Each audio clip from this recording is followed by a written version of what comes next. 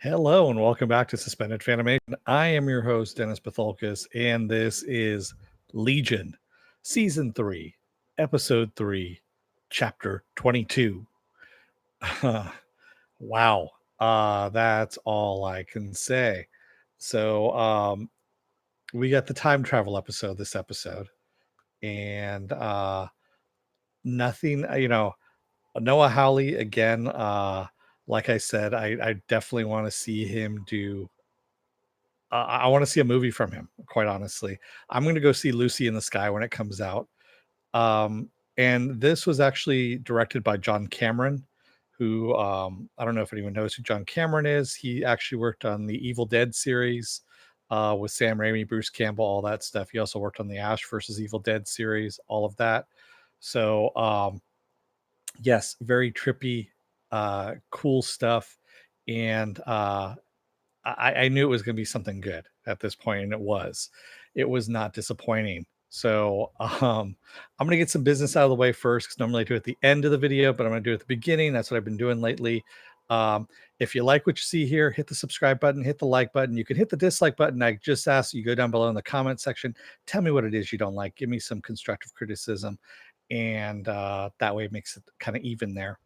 And let's see, if you want to see when I'm going to be on live again next, you can hit the bell down below. If you hit the bell already, don't hit it again because it will unclick it. You can go into the bell settings and get as many or as little notifications as you want. And you can also go to suspendedfanimation.com, all one word except for the .com, and you will see my schedule up there. I change it out every week. It's also mirrored on my Facebook page. I have a Facebook page for Suspended Fanimation as well. And I also have a Twitter, I have an Instagram, and I have a Patreon page. I don't have the tiers up yet on the Patreon page. I am working on that. So, hey, Christopher Heckman, how's it going?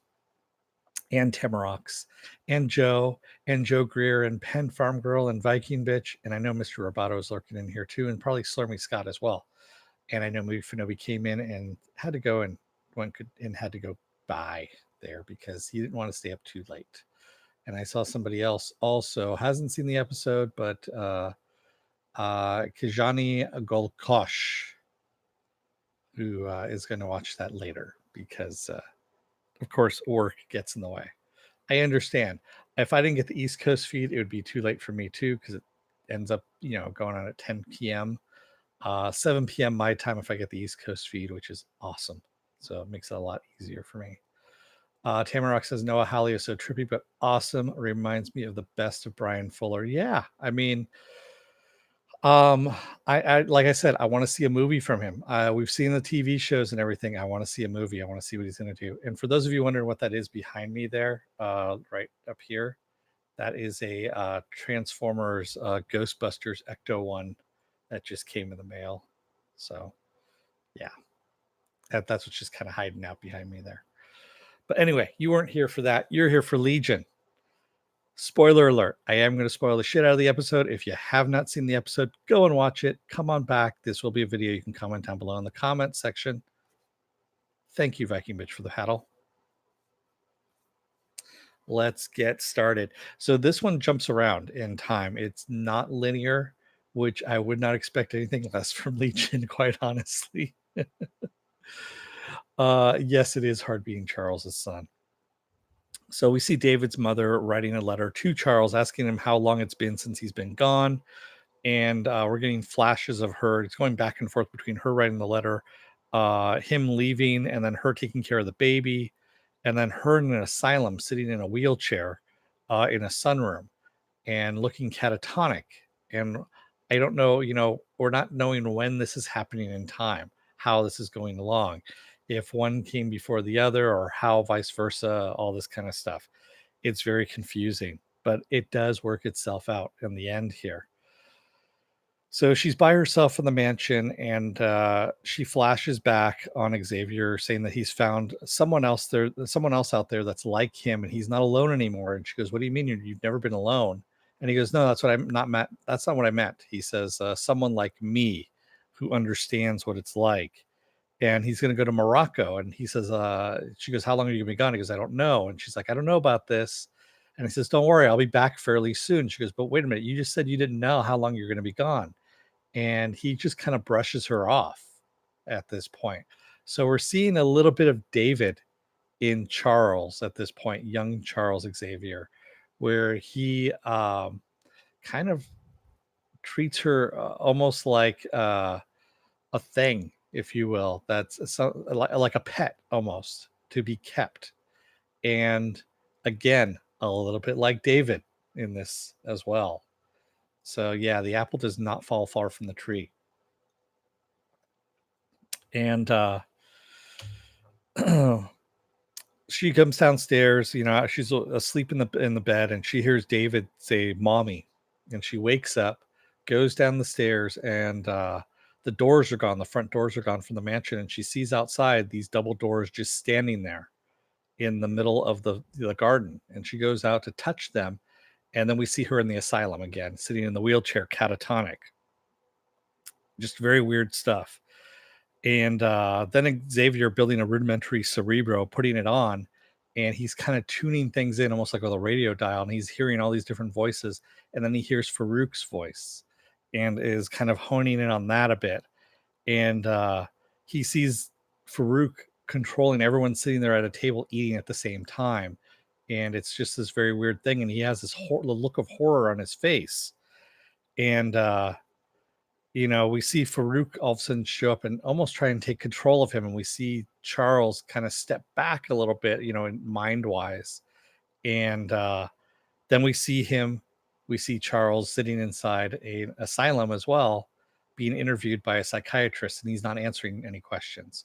And the psychiatrist is saying, just tell me what you think when you hear of this. And he quotes some obscure author, and Charles doesn't answer him, of course. And he hears the psychiatrist's thoughts that this is a lost cause.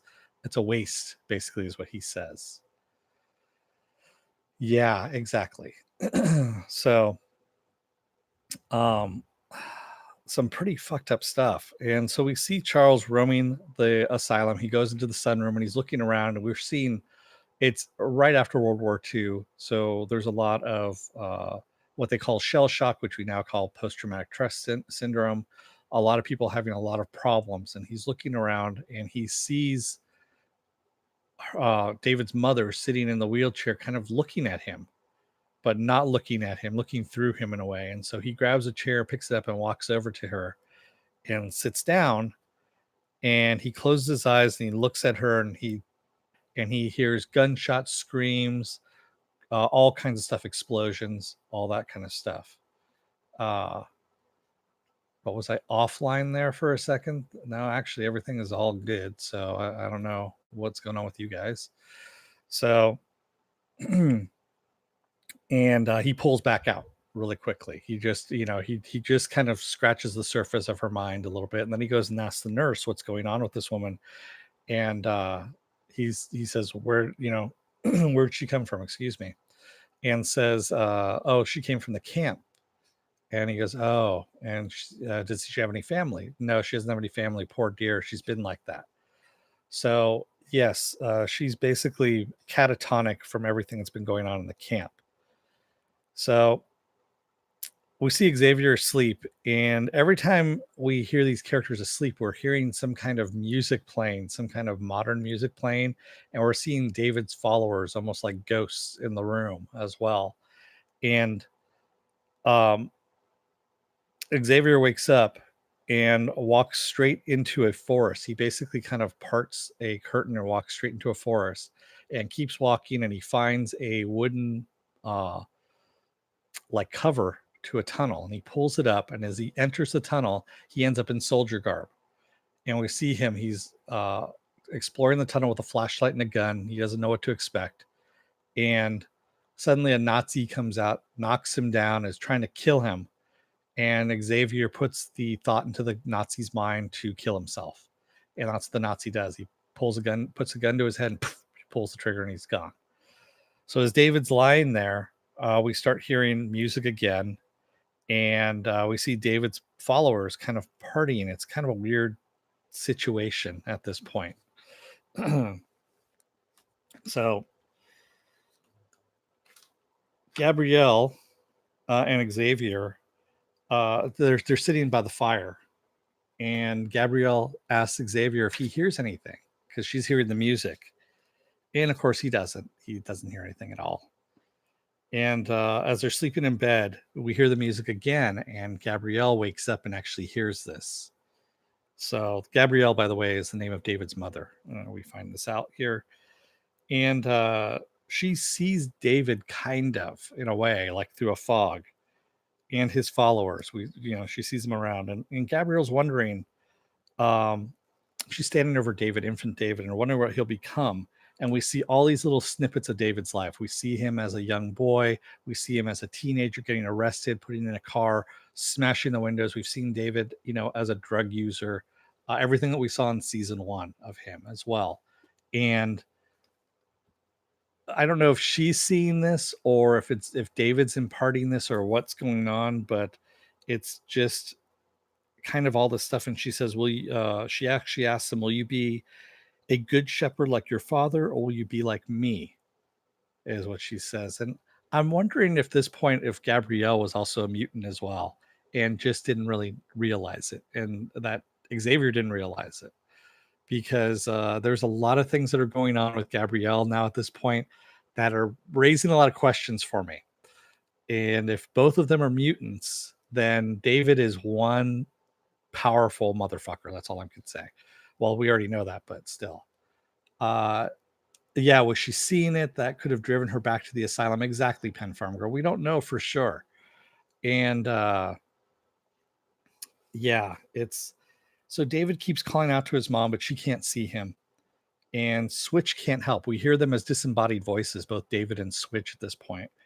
And Switch says, we can't help. And David wants to warn her about Farouk, but she walks away from him. And as she walks up the stairs, we see a shadow come out through the dining room, actually through the window and into the dining room of the house.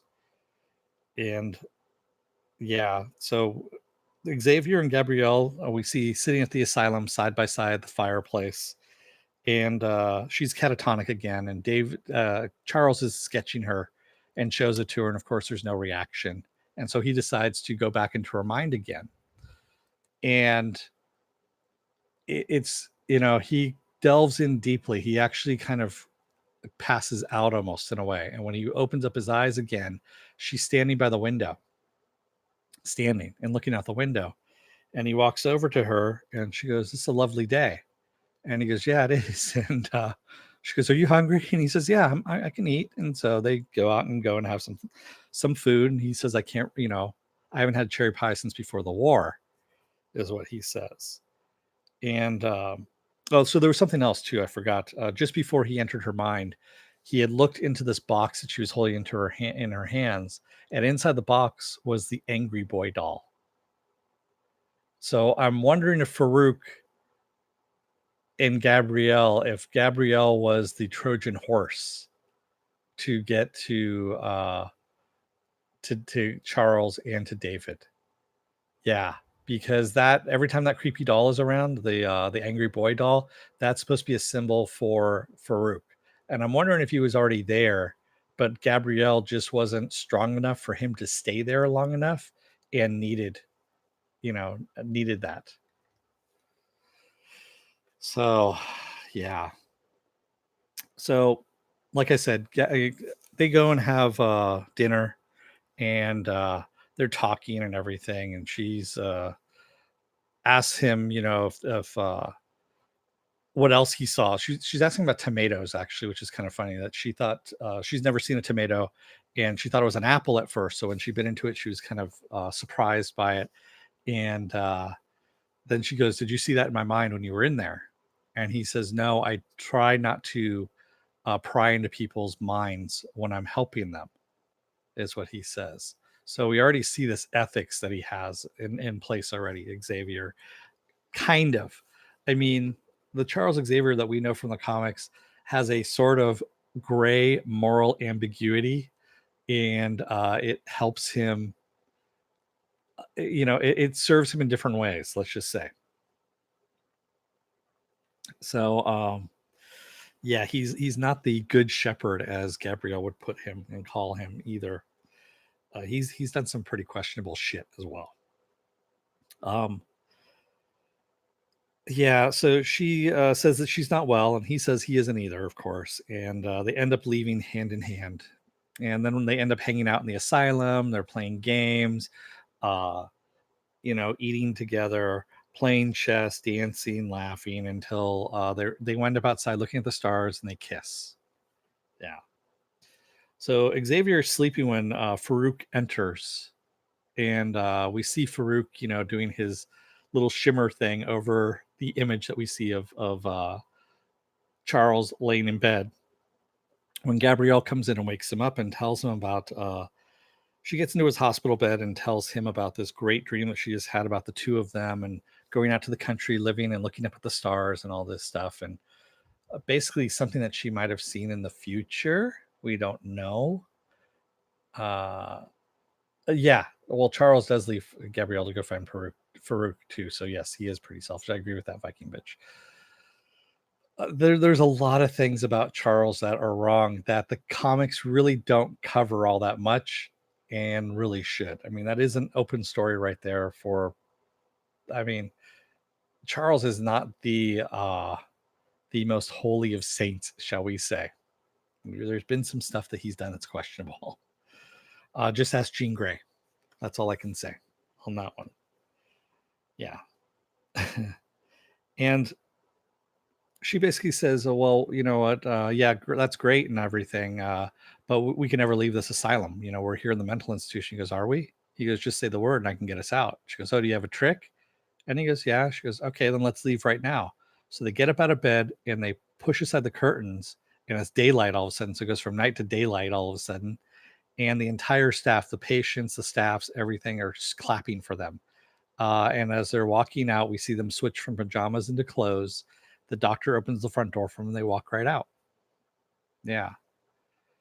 Lou Bella says, "Did anyone else hear at the beginning that Gabrielle asked something about, is this created by your mind? Like maybe the house was a white room of sorts?" Yeah, Lou Bella, there's, like I said, there's a lot of questionable shit that's going on. And I'm wondering if Charles, like I said, Charles and David do not uh, are not that much removed in separation from what they have done, from what each other have done. Yes, their actions, I should say. I'm wondering if Gabrielle has a time traveling ability, but her mental illness is holding it back. Well, we ever know her powers? That's a good question. That's a very good question, and we probably will never find out about that, unfortunately. So we see them, of course, in the mansion and her with the baby, and yeah, they're watching over him. And Gabrielle asks Xavier if babies can have nightmares, and Xavier says no, he's too young. And we hear David and Switch, of course, watching over them, and David wants to know why did they give him away? Why did they not love him? And Xavier basically worries if he's passed on his gifts onto David. And she says to him, "Well, would you rather him be like me?" And we don't know exactly what the fuck she keeps meaning by this. She keeps dropping all these hints, but I don't know if we're going to find out next episode or not what's going to happen because of what happens at the end of this episode. Ah, so yeah. So they leave, and Gabrielle, excuse me, Gabrielle tells Xavier that via letter. Oh, excuse me. So they leave, and then David basically says, "Don't worry, little guy." He materializes in front of his infant self, and he says, "Don't worry, little guy." He's goes, "Something scary is going to come, but I'm going to protect you from him," is what he says. Famous last words, of course. So we go back to Gabrielle writing the letter, telling him that she thinks the house is haunted and feels love watching over her while she sleeps, but during the daytime, she feels shadows, something creeping around in the shadows, and doesn't feel right about it. And she wants to know when he's coming back, of course. And we see the shadow moving up the stairs towards infant David, of course, at this point. So Gabrielle is sitting on the couch watching TV, and she's watching a very weird show of a man speaking Japanese, just on TV, and uh, asking about brushing teeth and scrubbing the back of your ears and the neck. And it's just a very weird thing. In the meantime, David is yelling at her, trying to get her to notice the shadow in the corner because the TV goes out. She goes to find out why the TV went out. and the shadow kind of wraps around wrapping around infant David as he's crying, and David, adult David, is trying to get her attention, saying, look back. And finally the TV pops on and she looks back, and she looks back at the TV, turns it off, and goes and picks up David. And as she's walking out, she notices the doors are gone again, and she sees the doors outside in the garden and freaks the fuck out again. So I don't know what that means. The doors out in the garden. Maybe she was a time traveler, and that's her doorway to the time hallway. That could be right, Viking bitch, because she keeps seeing the doorway there. Maybe that's what it is. Maybe it's the doorway to the time hallway, like Switch has been seeing, or Switch has been creating. Yeah. So she ends up going upstairs again. We see her upstairs, and well, we see Farouk come for her at this point. And Farouk locks her in basically a room with no doors, no windows. She can't get out. She can hear David crying. She finally breaks into the room of where David is, and infant David, and she goes to pick him up and turn him over. And as she keeps turning him over, all she keeps seeing is the back of infant David's head. Even no matter how many times she keeps turning him over, it's very fucking creepy.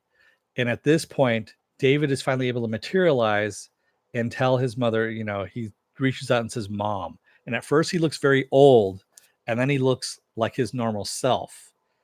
And just then Xavier pops in the room and says, I've got this. And he puts his finger to his head, and David's like, no, no, no, no, no. And gets pushed down the stairs and back out into the time hallway. And Switch comes along with him. And Switch now at this point is pretty battered. Her teeth, are coming out of her head. And she says, I'm very tired. And she falls asleep. And David's like, no, no, no, I got to go back. And she ends up passing out. And he rages. I mean, just completely rages inside the time hallway there. In the meantime, Xavier is holding a passed out Gabrielle. And he's so focused on her, he doesn't notice the shadow gathering around the walls and the ceiling, and goes straight into infant David. And the final thing we see is we go into David's eye, or baby David's eye, and we see Farouk bouncing little baby boys on his knee and saying, there's my baby boy. And so, yeah. So essentially, David going back in time to try and prevent Farouk from entering his body was the exact thing that needed to be done for Farouk to enter David's body, because he ended up making his mom freak out, pass out, preventing his father from helping him to stop Farouk from entering his own body. So, damn, that's all I can say. Yeah. And again, if you go back to the whole thing about the consequences of time travel that we've been listening to all this time, they all kind of said exactly this thing. This is the thing you want to avoid from happening. You need to have a clear purpose. He didn't have a clear purpose. He didn't know exactly what he was going to do. He was kind of fishing for what needed to be done. And he fucked up his own timeline. Exactly, Viking bitch. He fucked up his own timeline because, yes, he was a selfish bastard. But we got to see that daddy and son are not too far apart on the spectrum there of what they are. And yes, Pen Farm Girl, I have to agree. It was pretty disturbing with the baby when they kept turning it over, and it was just the head, the back of the head, back of the head, back of the head. It was, and yes, Joe, time travel seldom works. Exactly. And I have to ask, how old is David at this point? Okay, what timeline or what time frame does this actually take place? Does it take place in the 60s or the 70s? From David's time, the 80s? I mean, we have 80s music playing, quite a bit of 80s music that are playing. I'm wondering if that's the case. If when David was broken out of the asylum was the 60s, late 60s, say, into the 70s, he ends up honing his powers at District 3 through the 70s. And now we're into the 80s where he, has basically, it's been all this time through into the 80s. And now, yeah, this could be all kinds of fucked up. We don't know what this time frame is. Yeah, if he was born at the end of, well, it wasn't the end of World War II. He was born in the 50s, obviously, um, because the TV that was there when he's an infant is, around the 50s. Let's say 1955, for example. That would be plenty of time. Yeah. Or even 1950, something like that. So I just want to know what time frame this is happening. It raises a lot more questions now, which then it doesn't answer anything. It's still a damn good episode. It's still a damn good series. It's just there's ambiguity in some of this stuff. And I understand that's what Noah Hawley likes to play with, is the ambiguity of some of this stuff, but it's kind of frustrating too at the same time. If he was born in 1950 and it's the present, he would be in his late 60s. Exactly.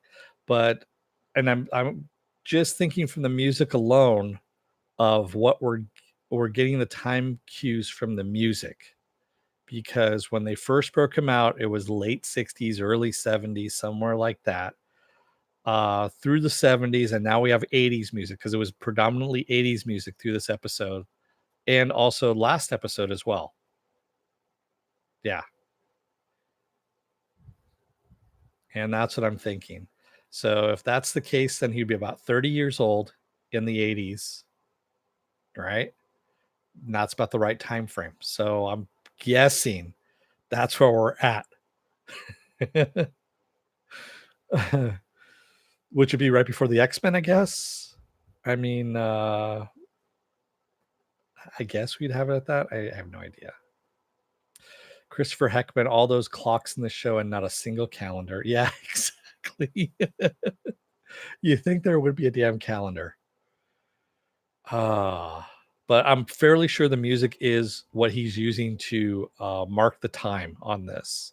He's very, very not just visually, but like I said this before, he loves audio as well. And so time travel only works in 1985 with Marty McFly. Yeah. The hippie aesthetic doesn't really make sense for the 80s. Actually, it does, Lubella. If you are on the West Coast, the hippie movement, went well into the 80s. There were, and I know for a fact, up in Marin, the hippie movement lasted a lot longer than it should have. Yeah. So there was hippies up until the like 83, 84 in Marin and onwards. I mean, really up until like 87. Yeah, 60s style popped back with a vengeance in the 80s. I remember in high school, that's all I'm going to say, that 60s resurgence came back big time, like bell bottoms, tie dye, all that shit came back big time in the 80s. So, no, not going to happen, Morks. Yeah, I'm allergic to patchouli. Viking Bitch says, I was in high school too. Yeah, I know. Yeah, exactly. Class of 88. So, yes, I know exactly what you mean. Yeah, it was everywhere. Unfortunately, it was especially bad on the West Coast. That's all I'm going to say. The hippie movement hadn't died really. So, but another really good episode. I'm looking forward to next week's as well. And I mean this whole thing. It's I'm glad that Noah Hawley is able to end it the way he wants to end it, and that he was the one who said yes, season 3 is going to be the end, and he's going to end it on his own terms. That's the way it should be. Pen Farm Girl, bell bottoms, tie dye, and clogs need to be banned from coming back again. Yep. Culottes. Yeah. All that shit. I would ban slip on sandals with socks. Yeah. Yeah. Yeah. Those shower shoes. I call those things shower shoes. Those aren't sandals. Those are shower shoes. Try and say that 10 times fast. Yeah. Flip flops or something else. I mean, at least, prison sandals. Exactly. So Um, yeah, and like I said, Gabrielle has to have some powers, and she might be a time traveler, and she might be an old school time traveler with the doors that she kept seeing. So Dennis, what do you think of Harry Lloyd as Professor X? I liked him. I mean, we didn't see enough of him. We only saw a little bit of it, and it wasn't enough to actually get a good flavor for him as to what he would be like. Uh, if he was in a movie as Professor X, I could see it happening. Yeah.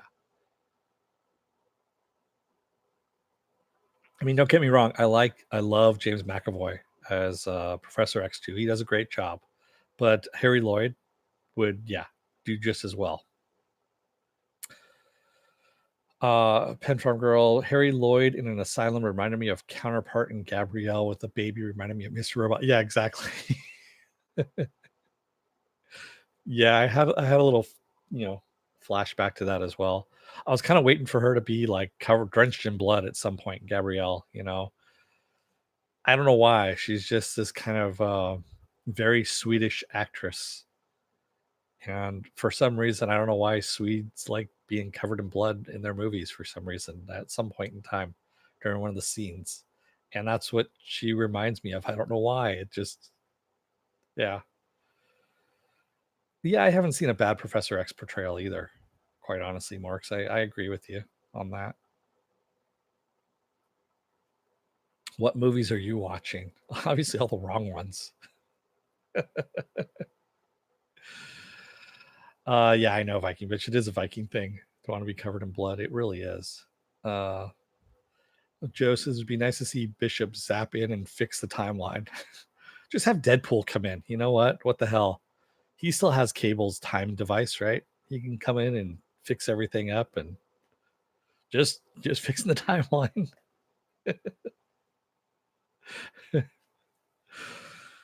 I'm sorry, that was still fucking funny from Deadpool 2 with him just coming in and fixing everything he can. Yeah, that'd be the best thing to do is have Deadpool come in, fix everything up, and fix the timeline. Just fixing the timeline coming through. That would be pretty damn funny. If Noah Hawley wasn't so set on making this serious, I'm sure he would have done that. He would have thought about it and put it in. Yeah, he did fix Green Lantern. Just make sure it's the cool Deadpool, not the mute. Well, the mute Deadpool's dead now. He took him out.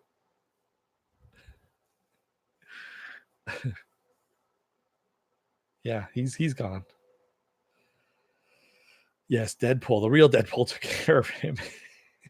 It's been on rotation on the movie channels that I have, and that's pretty much all I've been having on in the background lately is movie channels, and it pops on. I swear to God, it's like once every 5 hours it pops on at some point in time, and so I'll leave it on. Even I probably have seen it now, like even though I have it on DVD or on Blu-ray, I've probably seen that movie now more. It's in the double digits. I know that at this point, just because it's been on or I've been working on stuff and things like that.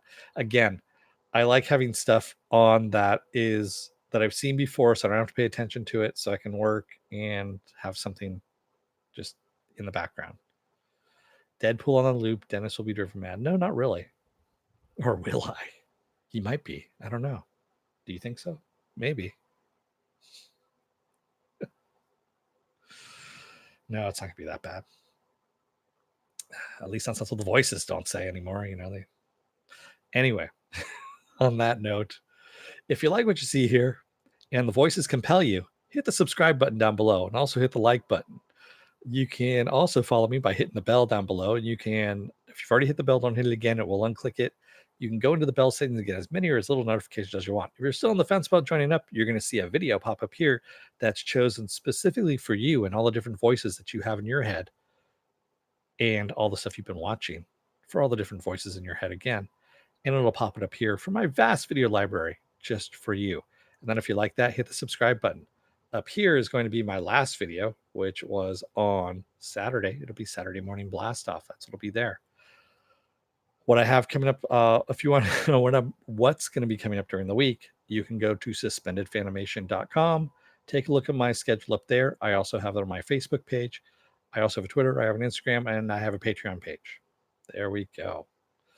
And what else do I have going on? Tuesday, I'm off tomorrow. Wednesday is Krypton. Yes, we're going to still cover Krypton. Last episode was kind of, but you know what? It's been good overall. So we'll keep with that. Thursday is iZombie. We're into the last couple episodes here, the last 4 episodes of iZombie. So I'll stick with it at this point. Friday is, of course, Swamp Thing. And by the way, my last tweet about Swamp Thing got a nice like by Mark Verheiden. Mark Verheiden, by the way, is the executive producer of Swamp Thing. I was just as surprised as everyone else. Trust me, it was just really kind of cool. And by the way, Mark Verheiden has also worked on Ash versus Evil Dead, Constantine, tons and tons of shows, tons and tons of really cool shows.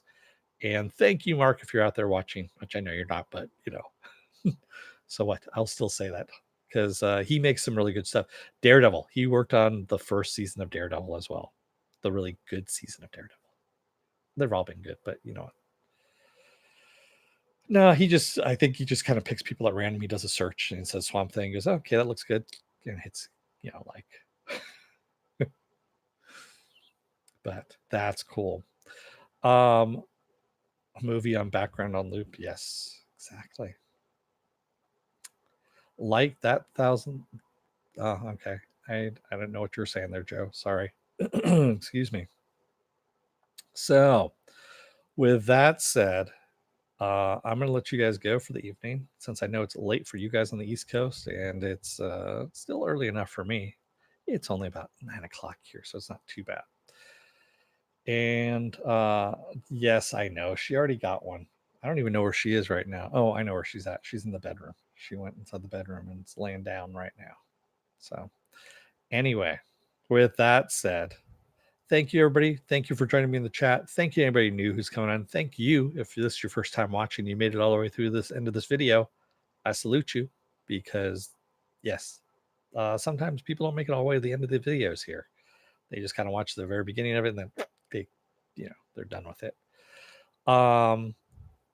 I'm going to let you guys go. Don't let the door hit your ass on the way out. Otherwise, the voices may compel you to do otherwise. Thanks, everybody. Good night.